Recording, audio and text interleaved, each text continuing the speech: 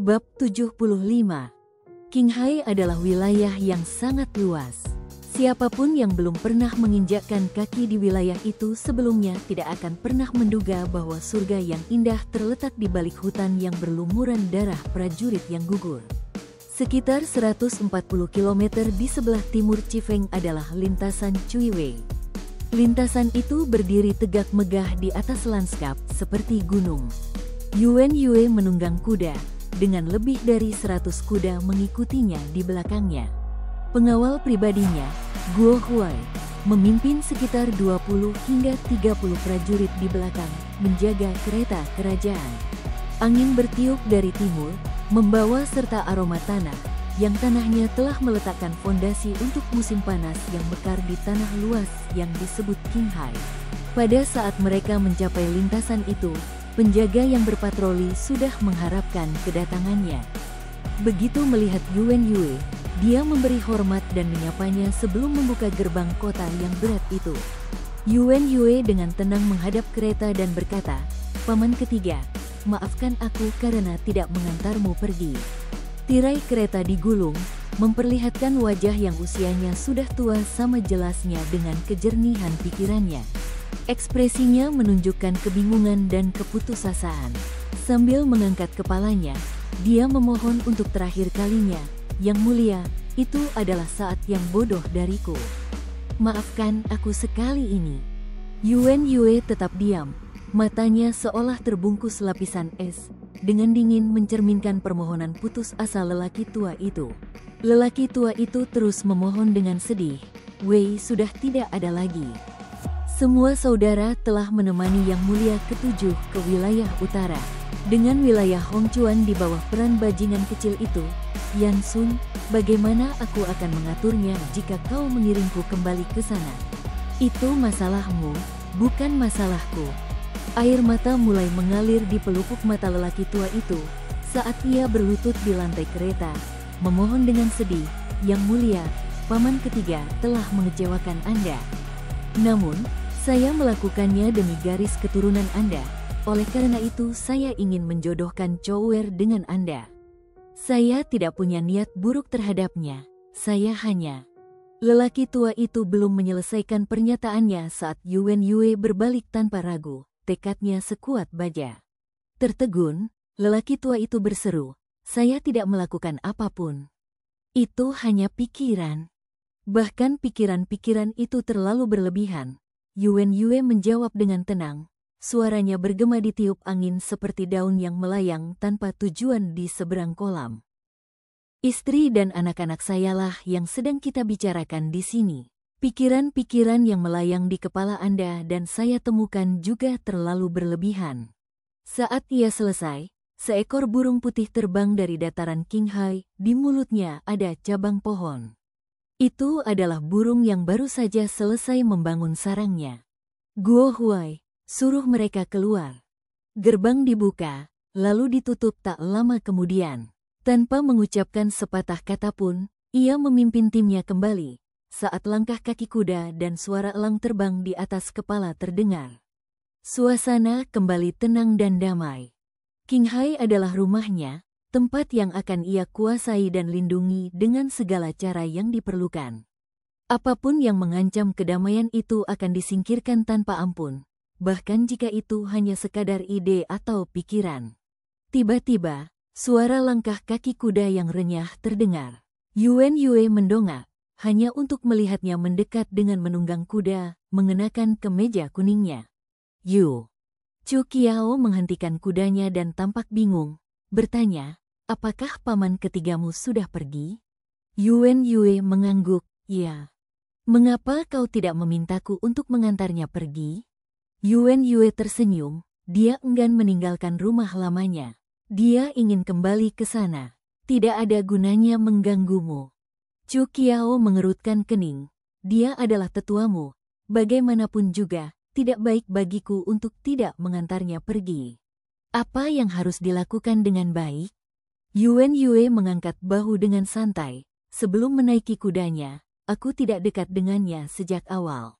Karena dia sudah pergi, Chu Qiao hanya bisa menghela napas enggan untuk menjawab. Tapi, kau tidak memberiku pilihan. Jangan bilang aku mempermalukanmu jika hal ini terjadi lagi. Pasangan itu mulai berjalan kembali ke rumah mereka, mengobrol tentang hal-hal sehari-hari. Bunga bermekaran di kedua sisi jalan, membawa serta aroma harumnya. Jalan itu adalah satu-satunya jalan menuju daerah-daerah di luar jalur tersebut. Situasi di Hongchuan telah teratasi dan Yanbei telah memasuki wilayah timur. Konflik sipil di Liang telah mereda, yang berarti bahwa Song sekarang menjadi bagian dari Kekaisaran Yan.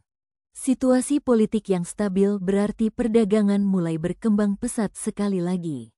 Ketika Qinghai mulai membuka pintunya, hubungan dagang terjalin dengan Liang. Aktivitas perdagangan yang ramai berarti bahwa jalan itu banyak digunakan, dengan lebih dari 10 kereta dagang melintasinya dalam waktu singkat. Baik Yuan Yue maupun Chu Qiao mengenakan pakaian sipil biasa, sementara pengawal mereka di belakang menemani mereka tanpa baju besi berlapis mereka.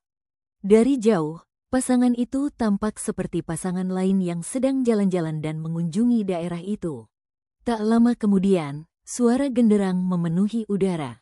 Saat mereka mendongak, seorang pengantin wanita dengan kereta merah dan kuda putihnya melaju di jalan.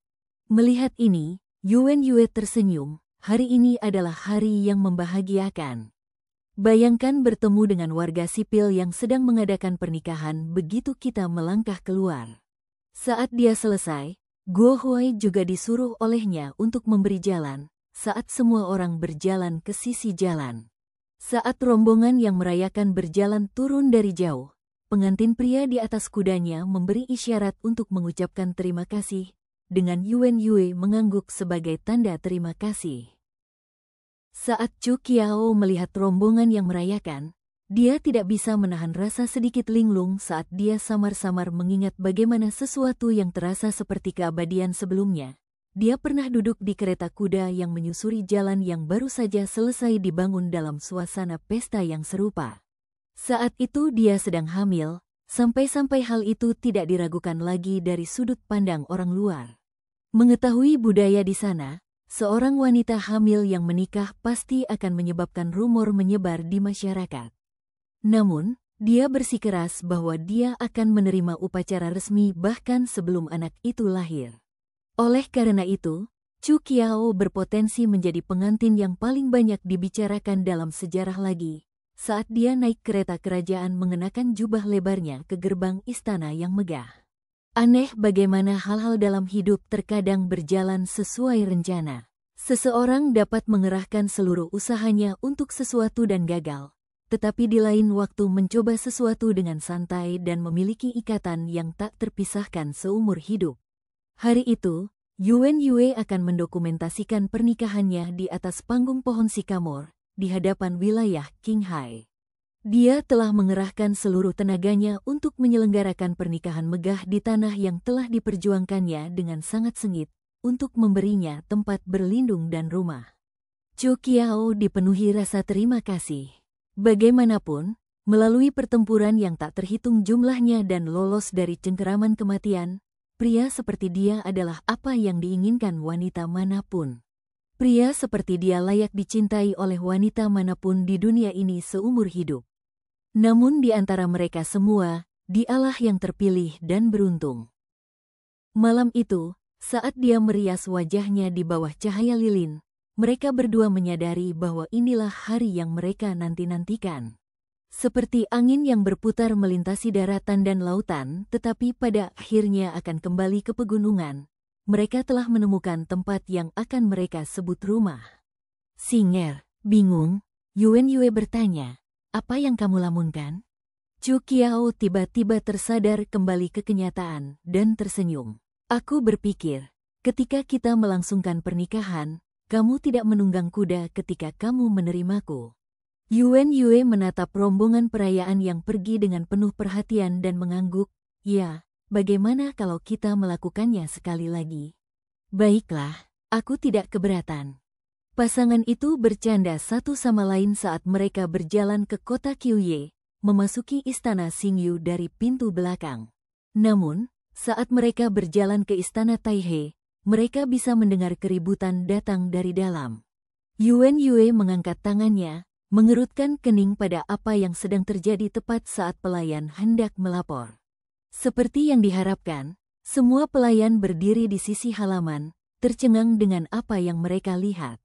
Putra Yuan Yue menyeret barang-barangnya ke arah pintu istana, sedangkan bantal ayahnya telah dilempar keluar, seolah-olah dia telah diusir. Zouer, apa yang sedang kamu rencanakan? Anak kecil itu, yang baru berusia 3,5 tahun, tercengang mendengar suara ayahnya, dan langsung duduk di lantai. Dengan hati-hati, dia menoleh, menutupi matanya dengan tangannya, hanya untuk melihat ekspresi marah ayahnya melalui lumpur di antara jari-jarinya. Apa yang sudah terjadi, sudah terjadi. Aku sudah tertangkap basah, apalagi yang harus dikatakan? Yuan Yunzu berdiri dan berseru dengan bangga, aku pindah rumah. Rumah apa? Putranya membalas dengan kasar, ayah dan aku masing-masing punya waktu 5 hari. Hari ini adalah hari kelima. Yuan Yue memang menyetujui persyaratan tersebut. Meskipun dia dan Chu Qiao adalah orang-orang elit dan diberkahi dengan baik, dalam hal anak mereka, mereka sama sekali berbeda dari diri mereka yang normal. Oleh karena itu, hingga anak itu berusia 2 tahun, seluruh keluarga tinggal bersama. Namun, pengaturan ini membawa ketidaknyamanan tertentu. Salah satu contohnya adalah ketika mereka ingin melakukan keintiman fisik di malam hari, anak itu akan menatap mereka. Pada akhirnya, Yuan Yue tidak bisa lagi mentolerirnya. Sebaliknya, ia membuat kesepakatan dengan putranya, di mana mereka masing-masing akan tinggal di tempat terpisah dan mendapatkan perhatian Chu Qiao selama 5 hari, sehingga pasangan itu punya waktu untuk menikmati kebersamaan di malam hari. Sayangnya, kepercayaan Yuan Yunzu terhadap ayahnya telah menurun drastis. Setiap beberapa hari, Yuan Yue akan menemukan beberapa alasan untuk tidak menyerahkan istrinya kepada putranya. Akhirnya, berpikir bahwa tidak ada yang menghormati pendapatnya karena usianya yang masih muda, anak itu mengikuti kata-kata ibunya dan mengambil tindakan sendiri, pindah sendiri. Dengan Yuan Yue keluar dari rumah karena urusan pekerjaan hari ini, Yuan Yunzu yang bertekad menggunakan seluruh kekuatannya untuk memindahkan semua barangnya ke kamar ibunya, sambil melempar bantal ayahnya sebagai tanda tekadnya. Ahem. Yuan Yue berdeham saat ia berkata dengan serius kepada putranya yang masih kecil, Zouer, kamu sudah dewasa. Sudah waktunya untuk menjadi pria sejati dan belajar untuk mandiri dari ibumu. Yuan muda menggaruk kepalanya, menatap ayahnya dengan saksama. Mengira ia telah berbicara dengan anaknya agar lebih waras, Yuan Yue tanpa malu-malu menyombongkan diri. Saat aku seusiamu, aku sudah memanah, menunggang kuda, dan belajar puisi. Salurkan energimu pada hal-hal yang lebih berguna dan produktif daripada masalah-masalah yang biasa ini, oke? Yuan muda menganggukkan kepalanya, dengan patuh menjawab, mengerti. Yuan Yue sangat gembira, anaknya akhirnya tumbuh dewasa dan terbuka. Tapi, itu menyebalkan. Yuan muda cemberut dan mengulurkan telapak tangannya yang mungil ke arah Chu Qiao sambil berkata dengan malu-malu, Ibu, tanganku sakit. Aku lelah. Melihat anak kesayangannya dalam keadaan seperti itu, keberanian Chu Qiao yang biasanya kuat langsung menjadi lemah. Dia segera bergegas maju, memerintahkan para pelayannya untuk membantu anak itu membawa barang-barangnya. Saat Yuan Yue berdiri di halaman, melihat istrinya berubah dalam sekejap, ini hanya membuat hatinya semakin dingin. Saat kegelapan turun, seseorang bangun berpakaian dan melangkah keluar ke aula. Puas, orang di luar bertanya, apakah dia tidur? Ya, Chu Qiao mengangguk, cepatlah, aku harus bangun pagi besok. Dasar bajingan kecil, beraninya kau menentangku? Pelankan volume suaramu, anak itu mungkin mendengarmu. Saat kegelapan semakin menyelimuti langit, seorang anak mengintip dari jendela, melihat pasangan yang berjalan berdampingan. Sebelum mendesah dengan sedih, ibuku telah memunggungiku. Tanah yang sekarang bernama Qinghai tidak selalu memiliki nama. Itu adalah sebidang wilayah yang tidak disebutkan namanya, yang ketika seseorang melangkah ke sana dan melihat pemandangan luas dengan tanaman hijau membentang di luar lanskap, ia memutuskan untuk menamai wilayah itu Qinghai. Yuan Yunzu dulunya bernama Yuan Kongming. Nama Yuan Kongming berubah setelah ibunya bermimpi buruk tentang seorang lelaki tua yang memukulnya dengan kipas sehingga ibunya mengubah nama Yuan menjadi nama yang sekarang. Istana Xingyu dulunya hanyalah sebidang tanah tandus. Istana ini baru terbentuk setelah kedatangan sebuah keluarga yang memutuskan untuk menetap di tanah ini dan membangun kompleks besar untuk kehidupan yang damai. Saat para pahlawan perang melangkah keluar dari kekacauan medan perang menuju kesengsaraan hidup sehari-hari yang biasa, kebahagiaan perlahan tapi pasti mulai kembali ke dalam kehidupan mereka, tanpa terganggu oleh kesengsaraan dan konflik yang tidak pasti. Bagaimanapun, hidup tidak ada artinya tanpa menikmati kehidupan sehari-hari.